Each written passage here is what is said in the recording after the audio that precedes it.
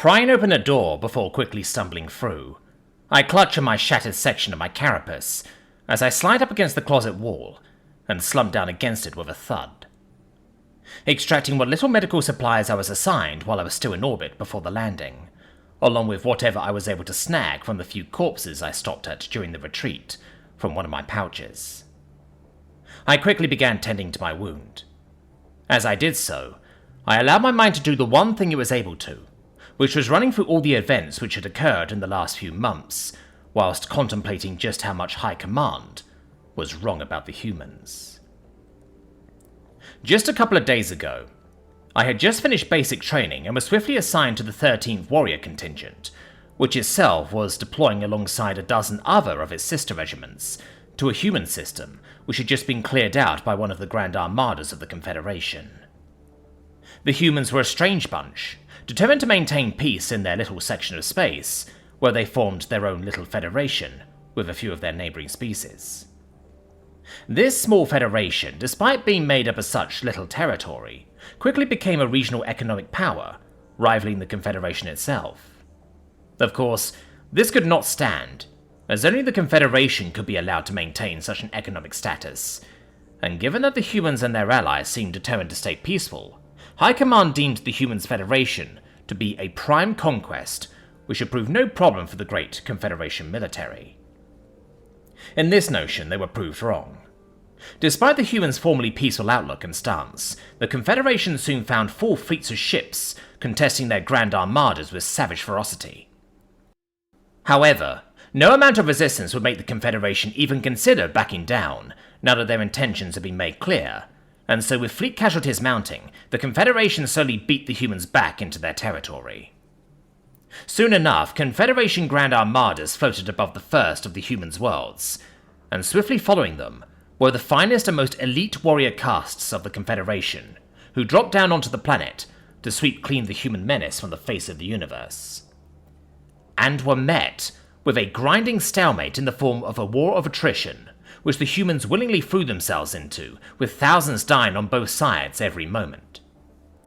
Thankfully, time was on the Confederation's side, and so after months of grueling combat which had hundreds of thousands of the warrior caste's best marching into the meat grinder in order to clog it with the bodies of the fallen,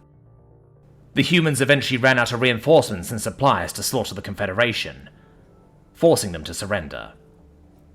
It was at this point that I came into the picture, as me and my sister regiments were trained up and deployed into the next human system to be secured by the Grand Armada, which looked to have been drained of its former grandiose size.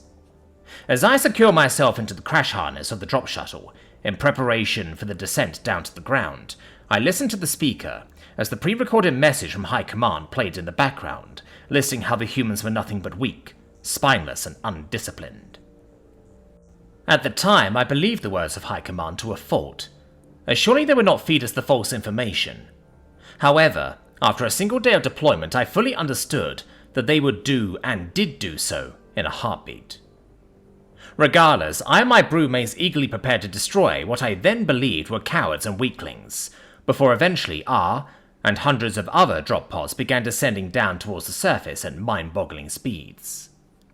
As we entered the atmosphere, I began to grip my crash harness as the turbulence began to make itself all too clear to all of my fellow warriors inside the dropship.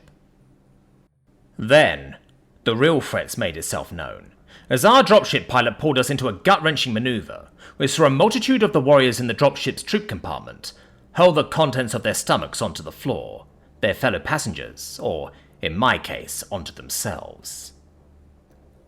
I could hear a few of my fellow troopers yell out various profanities and muttered curses, as we were all pulled around the compartment as the dropship began performing even more of the nauseating evasive maneuvers, in order to dodge out of the way of whatever was targeting us. I myself was questioning what was happening, as certainly the humans could not have any aerial assets, as High Command had stated that the skies of the human colony were fully under Confederation control, which meant that the humans must have set up some kind of anti-aircraft batteries. Thankfully, I was one of the lucky warriors sitting close enough to the cockpit to see into the various monitors under the two pilots' purview, which included the tactical readings of all other airborne objects in the general vicinity of the dropship. Stealing a glance at said console, I soon decided that I really wish I had not,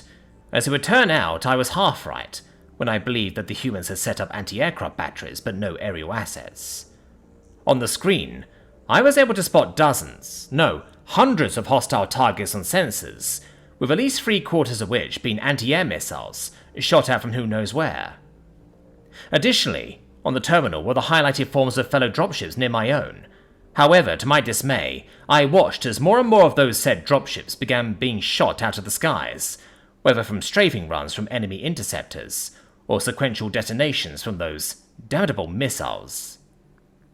Each time another one of the dozen-odd reticules of friendly blue dropships blinked out from the sensors, I knew that another 100 or so warriors were taken with them.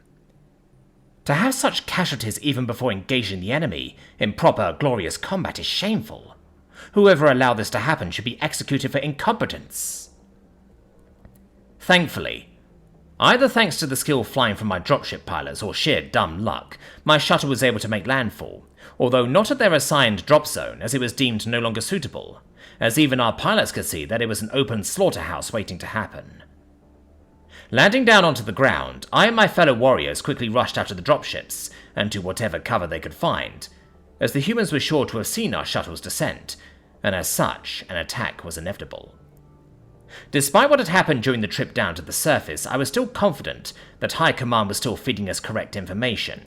and so when I began hearing movement coming from a few blocks down from the dropship, I and a few of my fellow warriors began moving out towards the movement, so that we may engage the puny humans in glorious combat. That notion was quickly dashed, as the furthest up warriors turned a corner before what sounded like a dozen or so human ballistic rifles opened fire, catching my fellow troops off guard with the sudden attack, as well as the volume of fire which the humans shot out.